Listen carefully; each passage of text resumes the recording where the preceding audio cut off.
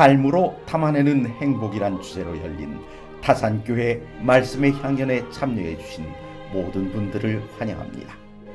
오늘은 말씀의 향연 첫 번째 날입니다. 오늘의 주제는 행복을 노래함입니다. 이제 강사이신 김정곤 목사님을 청하여 말씀을 듣겠습니다.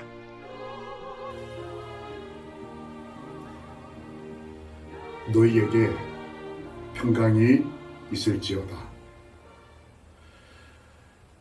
참 어렵고 힘든 시대에 우리의 삶을 신실하고 참되게 살아오신 여러분, 오늘 저녁 우리 하나님께서 원하시는 평강과 행복이 저희와 저희가 사랑하는 가족들에게 오늘 말씀하신 이 말씀대로 이루어지기를 예수님의 이름으로 기도합니다.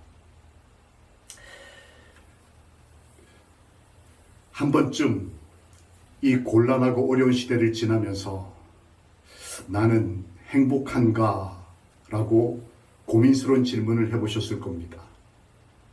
내 남편, 내 아내는, 그리고 우리가 사랑하는 우리들의 아이들은 행복한 삶을 살고 있을까요? 여러분은 어떠십니까? 나는 오늘 행복한 삶을 살았습니까? 한 학자는 이렇게 말했습니다.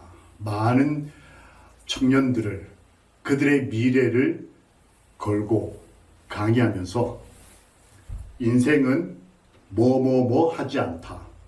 그러므로 오늘 하루의 의미를 찾으라라고 강의했고, 수많은 지성인들이 이 강의에 열광했습니다. 미 동부 아이비리그의 교수였던 이 사람이 주장한 인생은 땡땡땡 하지 않다라는 이 내용은 무엇이었을까요? 그 교수는 이렇게 강의합니다. 인생은 행복하지 않다. 젊은이들에게 삶은 행복하지 않다. 그러니 오늘 하루 그냥 그렇게. 그런데 수많은 젊은이들이 이 강의에 열광하고 추종했습니다. 여러분 동의하십니까?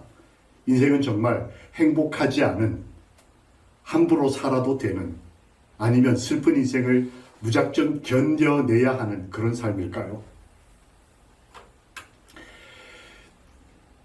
사람은 죽을 때 몇 가지 후회를 한다 그럽니다.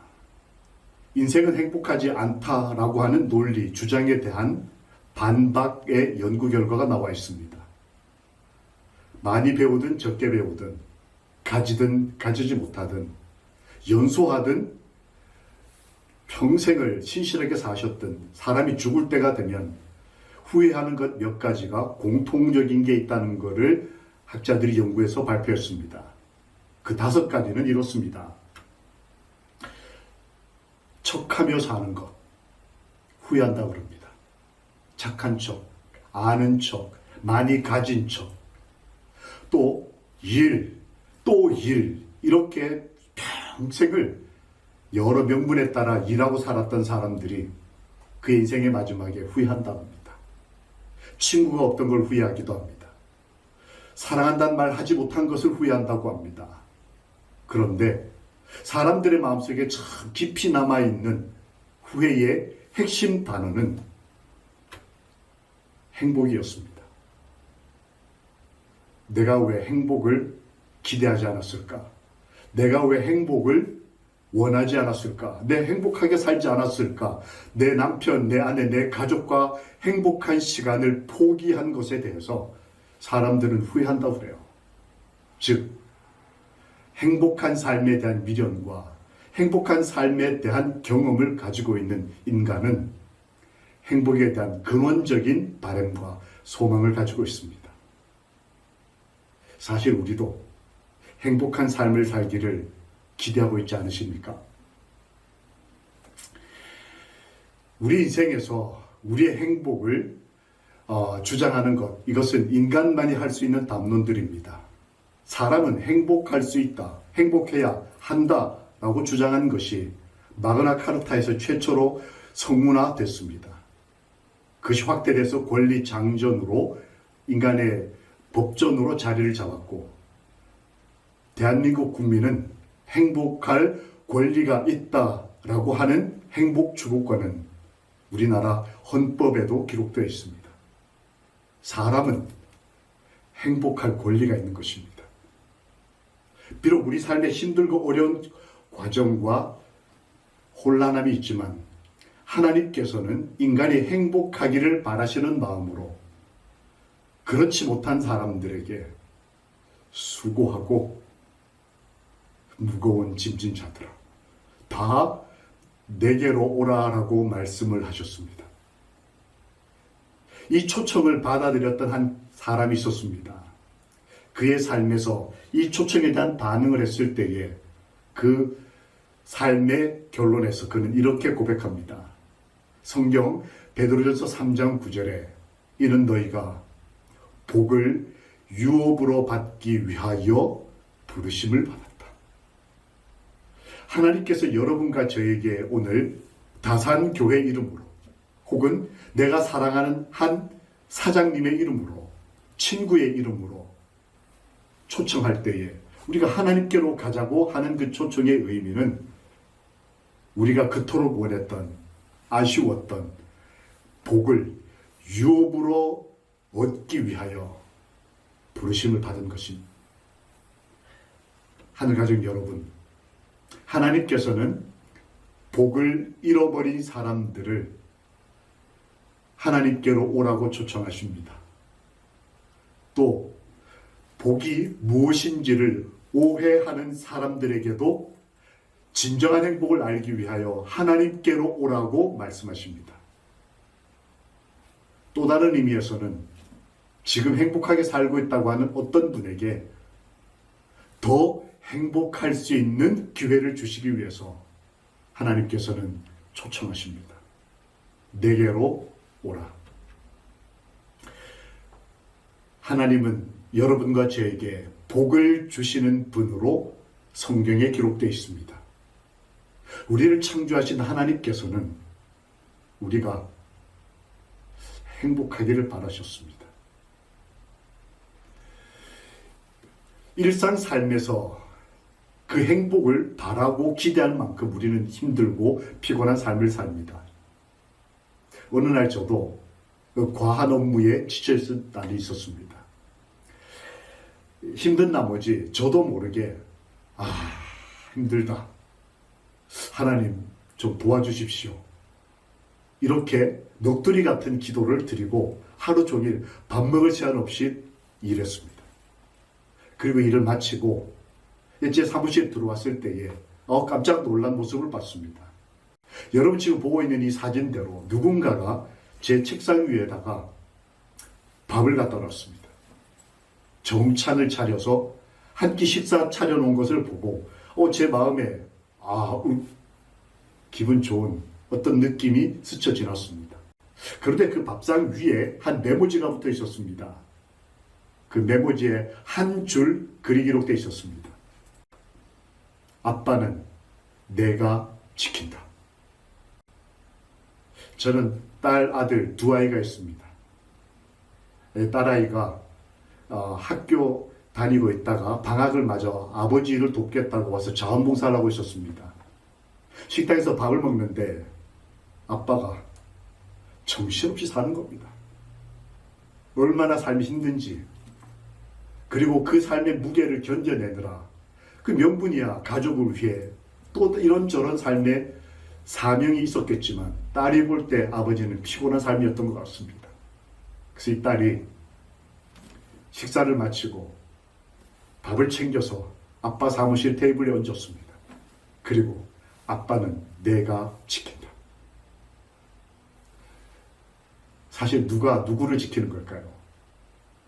여전히 제 돈으로 학교를 보내고 여전히 제가 밥을 먹이고 여전히 제가 그 아이를 더 많이 사랑하지만 그날 저는 큰 용기와 기쁨을 얻으면서 삶의 무게를 견뎌낼 수 있는 어떤 인간만이 가질 수 있는 그거.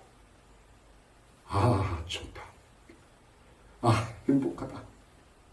이 딸아이가 내 마음을 여러분 다 그런 경험 가지고 계시지 않습니까? 우리 아이들에게서, 가족들에게서 사랑하는 사람에게서 한마디 용기 있는 말을 들을 때 그 우리 마음속에 차오르는 기쁨, 그 감사, 그 삶에 대한 의지, 이런 것들을 우리는 행복감이라는 것으로 표현할 때가 많습니다. 사람은 하나님께서는 행복할 수 있다라고 가르치시고 우리는 그렇게 믿습니다. 하나님께서는 말씀하십니다. 너의 가족은 행복한 사람이로다. 우리 삶이 아주 좋은 조건과 어려움들을 다 극복해내었기 때문이 아니라 비록 눈물에 젖은 인생을 살지라도 당장 먹거리를 위해 참 고생스러운 하루를 버텨낼지라도 하나님께서는 저희 삶에 행복한 기회와 소망과 경험들을 베풀어 주시는 우리 아버지십니다. 그 아버지께서 여러분과 제 인생을 행복하다라고 말씀하십니다. 하나님 없는 어떤 지성인은 인생은 행복하지 않다라고 경험하고 가르치지만 하나님께서는 아니다. 사람은 행복하도록 창조되었고 행복하게 살 수 있는 권리가 있고 내 가족과 함께 행복한 일생을 기쁘게 살아가도록 축복하실 것이라고 말씀하시는 것입니다. 하나님은 참 좋으신 아버지십니다. 우리가 사랑하는 사람들이 행복하기를 소망하시는 분이죠. 아멘. 성경 예레미야 31장에 보면 이런 말씀이 있습니다. 함께 이 성경절이 보이시는 분은 같이 읽어보도록 하겠습니다. 그들이 와서 시온의 높은 곳에서 노래하며 여호와의 복을 기뻐하며 이렇게 되어 있습니다. 우리가 오늘을 살아갈 때에 하나님이 주시는 여호와께서 주시는 복을 기뻐하고 내 인생을 찬양하고 노래하며 살아갈 수 있다면 얼마나 좋을까요? 하나님께서는 그럴 수 있다라고 말씀하고 계시는 것입니다. 행복을 기뻐하고 노래하며 사는 인생. 참 우리 인생은 하나님께서 보시기에 행복한 삶을 살 수 있는 참 자유롭고 그리고 소망에 가득 찬 행복한 미래가 있는 그런 삶인 것입니다.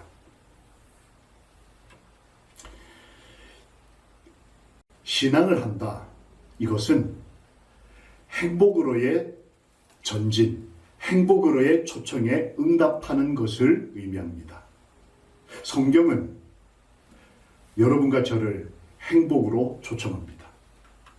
우리의 인생에서 어떤 삶이 행복한지를 말씀하시기 위해서 인간이 창조되었을 때부터 행복한 삶을 시작했고 그것이 고난과 어려움 가운데 무너졌을 때에 다시 한번 하나님의 아들 예수께서 이 땅에 오셔서 그 행복을 회복시켜 주셨고 그리고 예수님도 행복 담론을 펼치셨습니다.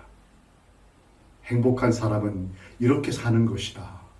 행복한 사람은 이런 삶을 선택할 자유와 특권이 있다라고 말씀하셨고 그 말씀들이 기록된 것이 바로 이 성경이었습니다. 그리고 그 행복은 영원까지 허락되어진 우리를 향하신 축복이자 언약이라고 성경은 기록합니다.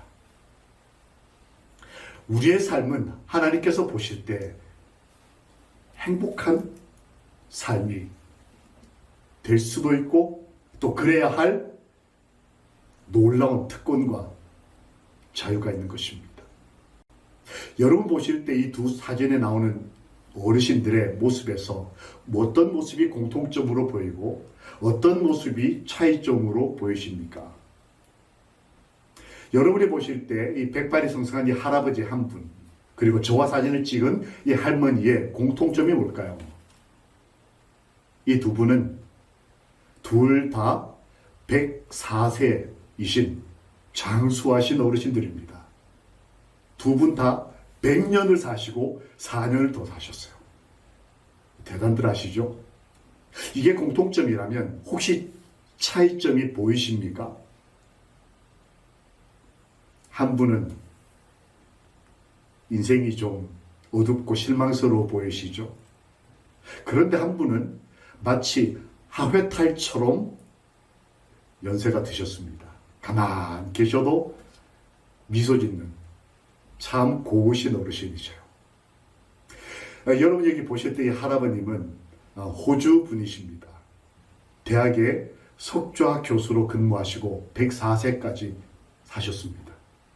근데 어느 날 자녀들과 손주들을 데리고 호주에서 스위스 로잔이라는 도시로 가서 병원에 입원을 했습니다.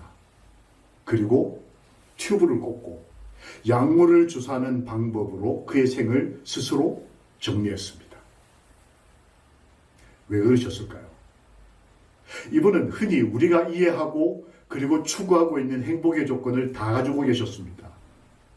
장수하셨죠? 그리고 대학의 교수 이상의 석좌 교수로서 교수 위의 교수셨습니다. 명망 있고 영향력 있는 분이었습니다. 그리고 재정적으로도 여유가 있어서 가족들을 다 데리고 호주에서는 불법인 그러나 스위스에서는 죽을 권리가 있다 해서 큰 돈이 드는 그 일을 다 가족들을 데리고 가서 자신의 죽음을 가족들 앞에서 보였습니다. 이분이 마지막 유언에서 이렇게 글을 남겼습니다. 나는 여기까지 오는 일에 너무 힘들다.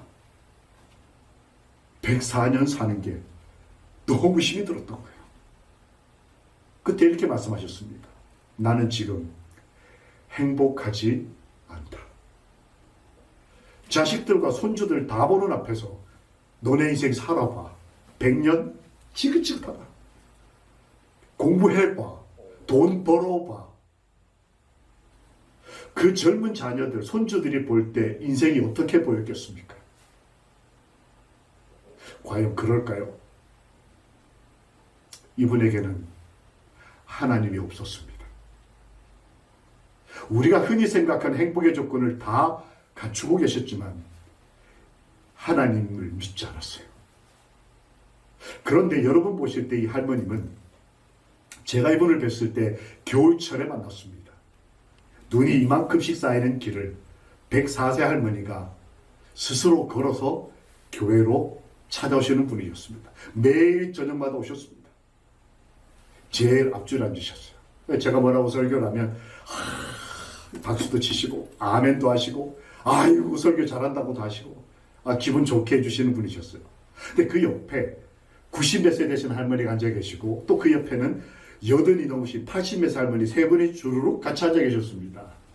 제가 지나가는데 90몇 세 할머니가 이 어른께 언니 그러시더라고요.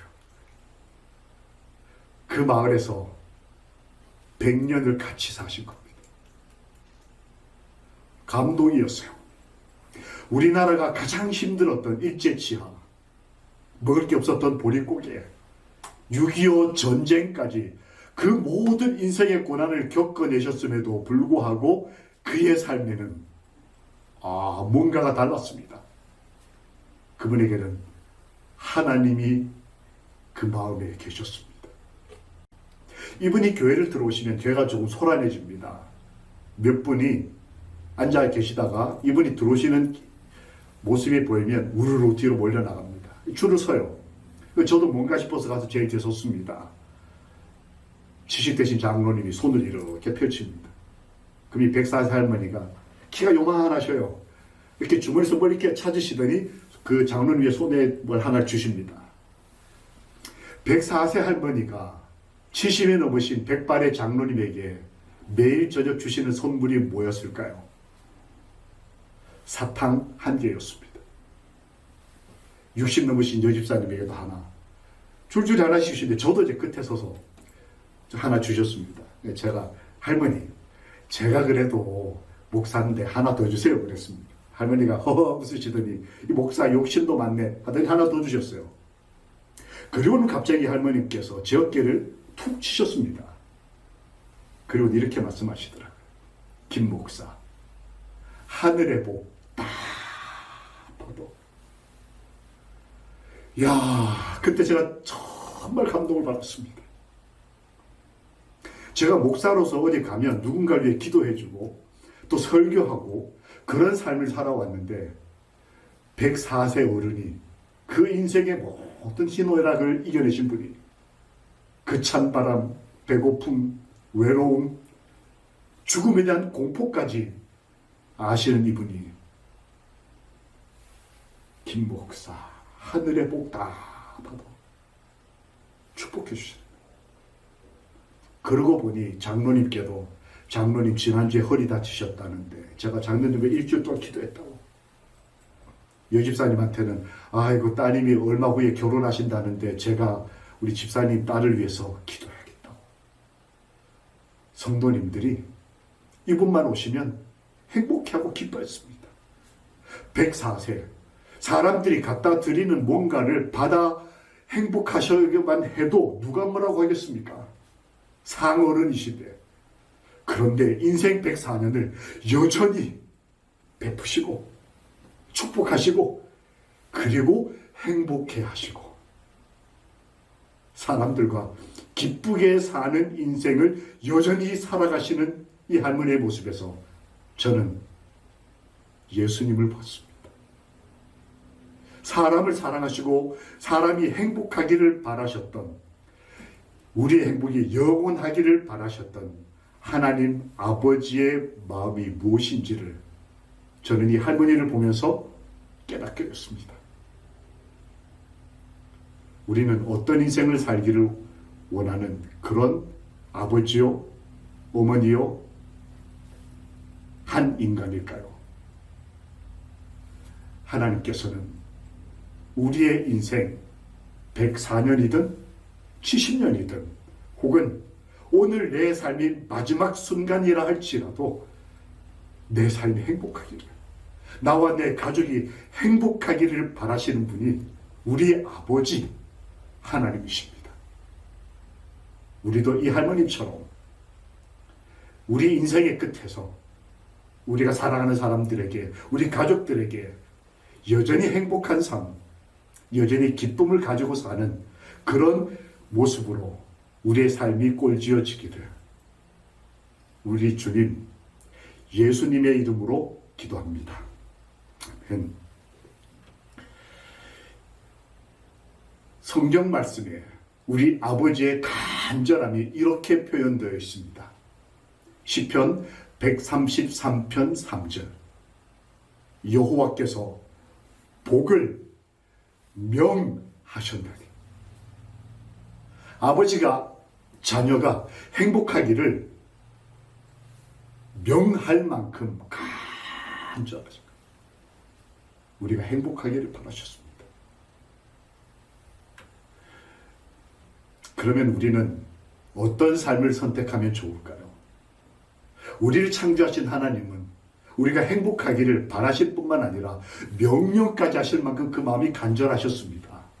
그러면 오늘 우리는 어떤 선택을 하면 좋을까요? 성경에 나오는 어떤 한 직장인이 있었습니다. 밤새 근무를 쓰고 지쳐있던 그에게 예수께서 다가오셨습니다. 그리고 그의 직종에 맞도록 큰 축복을 하셨습니다. 그의 직업은 어부였습니다. 그래서 그의 배에 여러분 보시는 저 고기를 산더미처럼 낚아 올릴 수 있도록 기회와 기적을 베풀어 주셨습니다. 오늘날 재정으로 계산해도 큰 돈에 해당하는 축복이었습니다. 그러면 이 한 가정의 가장이었던 이 직장인은 이 순간 선택의 상황에 직면하게 됩니다. 나에게 주어진 이 축복, 장수, 혹은 많이 배움, 혹은 은혜를 받아 많이 가진 것들, 혹은 인간관계가 좋은 것들, 여러 나의 좋은 점들과 축복들을 만족해하며 살 것인가? 아니면 한 걸음 더 나아가 그 복을 주신 하나님을 바라볼 것인가? 그날 그 갈림길에 섰던 이 직장인은 주신 복도 즐겁고 행복하게 받아들였지만 한 걸음 더 나아가 그 복을 주신 자 예수 그리스도를 붙잡았습니다. 오늘 저녁 우리의 선택의 복은 얼만큼 넓을까요? 하나님이 우리에게 주시는 축복들, 빵을 선택하는 것이 아니라 그것을 주시는 손을 붙잡는 것.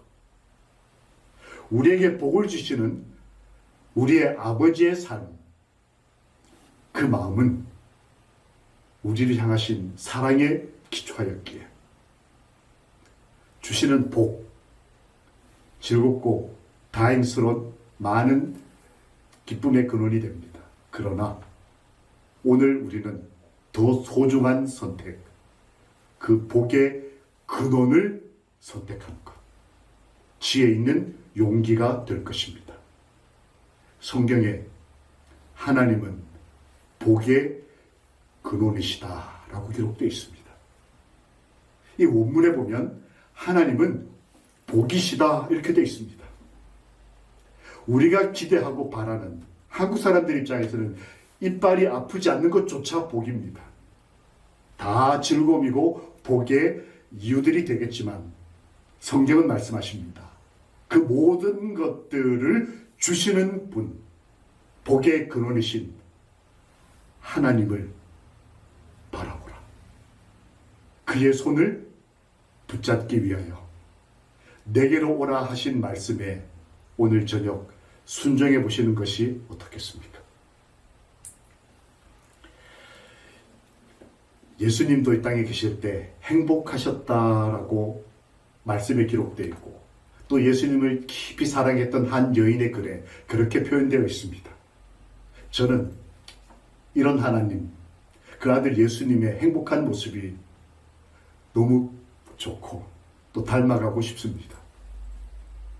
우리의 가족들이 우리 삶에서 행복한 모습을 가지고 행복하게 살기를 소망하는 것입니다.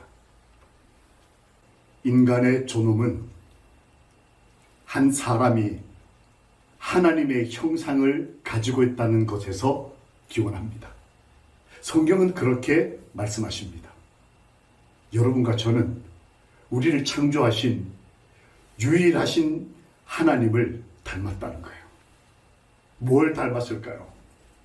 창조자 하나님, 사랑의 하나님, 십자가의 하나님, 여러 주님의 모습이 있지만 오늘 하나님께서는 이렇게 말씀하십니다. 나는 행복하다. 한 인간으로서, 한 가정의 아내요, 남편이요, 아이들의 아버지로서, 어머니로서 우리 삶이 행복한 삶을 살게 될 때에 성경은 우리가 하나님의 형상을 닮아간다. 그것이 인간의 존엄이다. 저는 사람의 가치를 귀하게 보시는, 그리고 그 한 사람이 행복한 삶을 살고 그 가족이 행복해하는 것을 기뻐하시는 하나님이 우리의 아버지심을 참 기뻐하고 감사드립니다. 우리도 그 마음이 같이 느껴지고 일주일 동안 함께 말씀을 배워가면서 행복해지기를 소망합니다. 성경에서 아버지께서도 그렇게 말씀하셨습니다. 창세기 1장 28절에 하나님께서 인간을 창조하신 후에 아버지가 자녀를 낳고 난 후에 제일 먼저 하신 일이 뭔가? 인간의 사회제도를 만들고 종교제도를 만드시기 전에 아버지 하나님은 여러분과 저에게 복을 주셨다라고 말씀에 기록되어 있습니다. 우리가 행복하기를 바라시는 것이 아버지 하나님의 제일 먼저 하신 일이었습니다. 제가 아버지가 돼 보니까 그 마음을 이해하게 됐습니다. 자식에게 정말 바라는 거. 난 너가 정말 행복했으면 좋겠다.